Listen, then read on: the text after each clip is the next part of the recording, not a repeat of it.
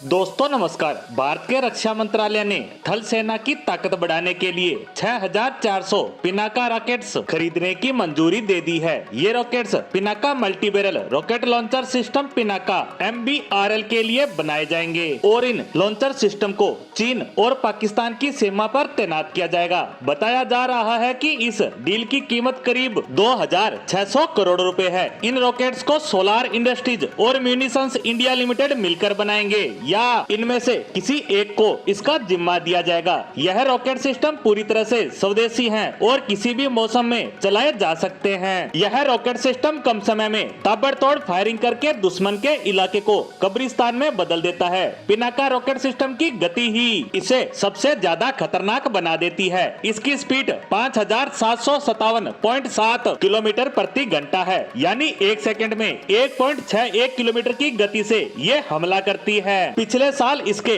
24 test किए गए थे। इसमें प्रमुख तौर पर 2 वेरिएंट मौजूद है और तीसरा निर्माणाधीन। इसमें पहला है पिनाका MK1 एनहेस्ड रॉकेट सिस्टम व दूसरा Pinaka area denial munition rocket system. इस रॉकेट सिस्टम का नाम भगवान शिव के धनुष पिनाका के नाम पर रखा गया है। पिनाका रॉकेट सिस्टम से 44 सेकंड में 12 रॉकेट दागे जा सकते हैं, यानी हर 4 सेकंड में एक रॉकेट। 214 कैलिबर के इस लॉन्चर से एक के बाद एक 12 रॉकेट दागे जा सकते हैं। इसकी रेंज 7 किलोमीटर के नजदीकी टारगेट से लेकर 90 किलोमीटर दूर बैठे दुश्मन को तबाह कर सकता है। पहले वेरिएंट की रेंज 45 किलोमीटर है वह दूसरे वेरिएंट की 90 किलोमीटर, जबकि तीसरे निर्माणाधीन वेरिएंट की रेंज 120 किलोमीटर होगी। इस रॉकेट लॉन्चर की लंबाई 16 फीट 3 इंच से लेकर 28 फीट 7 इंच तक है। इसका व्यास 8.4 इंच। इस लॉन्चर से छोड़े जाने वाले पिनाका रॉकेट पर high explosive fragmentation cluster bomb, anti personal, anti tank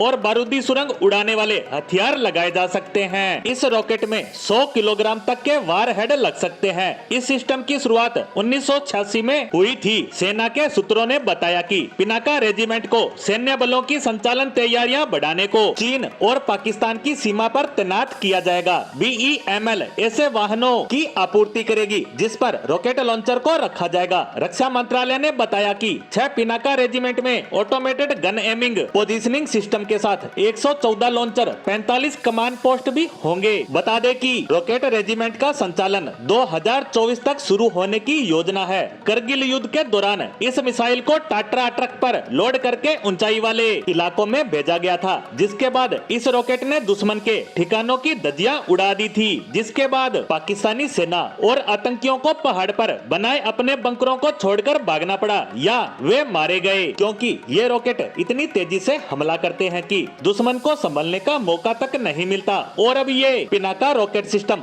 और ज्यादा संख्या में सेना में शामिल होकर उसकी ताकत में इजाफा करते नजर आएंगे। इसी के साथ रक्षा मंत्रालय की इस मंजूरी पर हमारी आज की पोस्ट को यहीं समाप्त करते हैं। धन्यवाद।